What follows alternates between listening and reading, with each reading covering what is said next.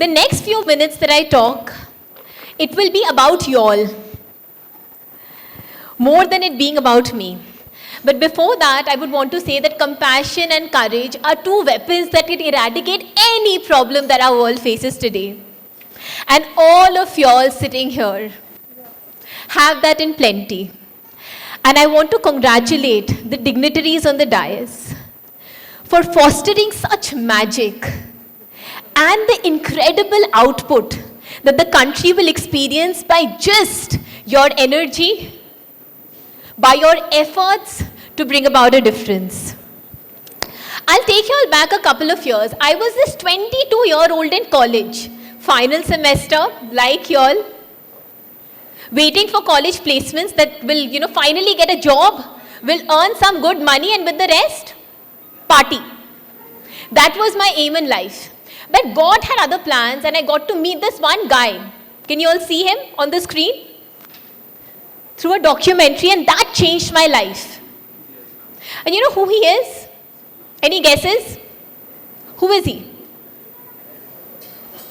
I hear Aristotle. Anybody else? Aurelius? Chalo, they all look very similar. So his name is Nero.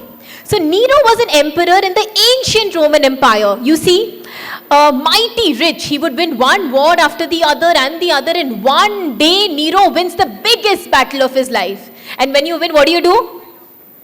You celebrate.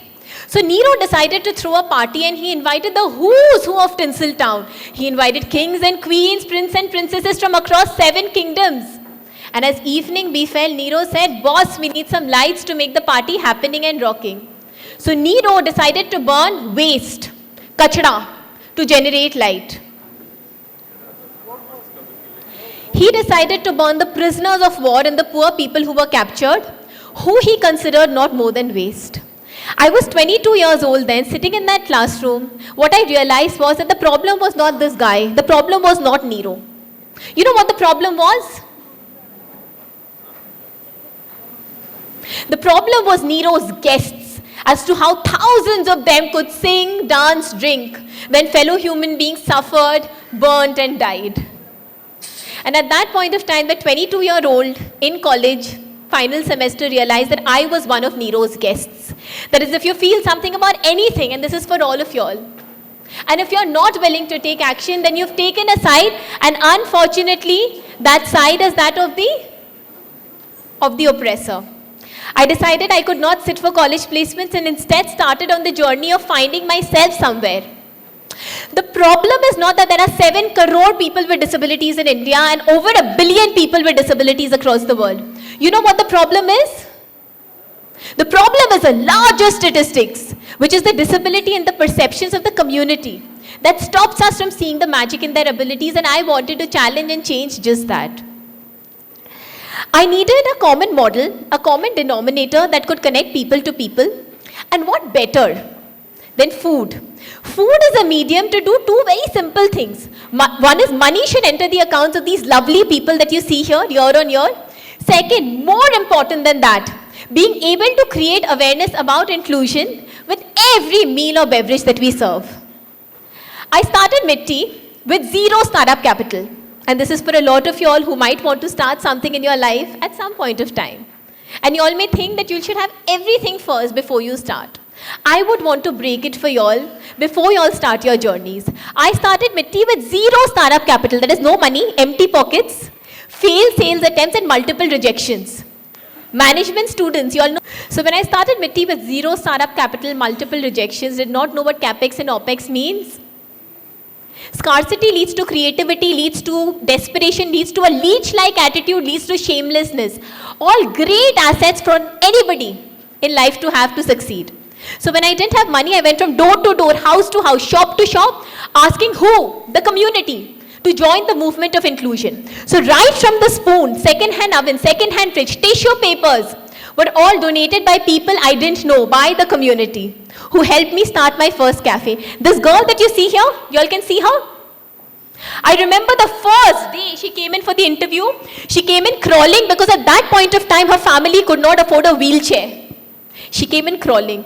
You would give her this clicker, her hands would shake and it would fall. Today that same girl, Sitting on her wheelchair, she manages 10 other people with disabilities. She's the manager for our first cafe, and her name is Kirti. Can you change the slide? And her name is Kirti. And as I talk to you, today we have thousands of Kirtis across the multiple Mitti cafes that we have. And together, they've served over 21 million meals and beverage, thereby enabling us to create awareness about inclusion with every meal or beverage that they serve. Today, he's our team lead. He's leading our entire cafe at the Bangalore International Airport. Not just that, when persons with disabilities come in, for the world, for all of you all to see their abilities, that will eventually happen. But you know what our larger challenge is? Our larger challenge is to show them the mirror to their own abilities after years of rejection, after years of being told they're not good enough. So in your journeys in life, whether you all take up jobs, or you all take up entrepreneurship, or in your personal lives, there will be a time when everything will be going high, right? Everything is going great. And then suddenly, it all gets down to zero. And then what do? While we were looking at survival, one of our team members with intellectual disabilities, so generally for people with intellectual disabilities, what do we say? What do we say? With people with mental disabilities, what do we tell them?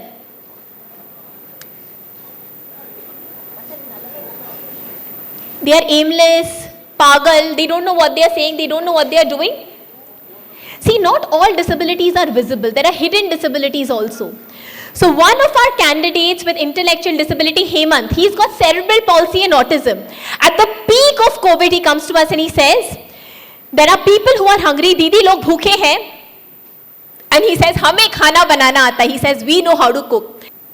And this is only possible because of a couple of things. From being a small table and an umbrella, today we are the world's largest chain of cafes to be completely managed by persons with physical, intellectual and psychiatric disabilities. How did that happen? It happened not because I'm an extraordinary person. It happened because I followed certain things. One is, a lot of people will glorify ideas, right? That the idea has to be great for it to succeed. I would say the idea can be the simplest of ideas and it can still succeed. Because, listen to this ratio, it is 99% implementation and 1% the idea for success. 99% implementation and 1% the idea for success. When I started Mitti Cafe, I was rejected at every incubation center across the country. Second most important thing, you have to have a gende ka chamda. You know what that means? You have to have a rhino skin in your journey. Third, a lot of people will tell you, don't be a despo in life. Don't be desperate. I would say, please, please, please, be a despo in life. Be shameless. Be leech-like. Ask the community for support. And you will invoke magic. Be a despo in life. So when I didn't have anything in Mitti Cafe, I went from door to door, house to house, shop to shop, asking the community to join the movement of inclusion.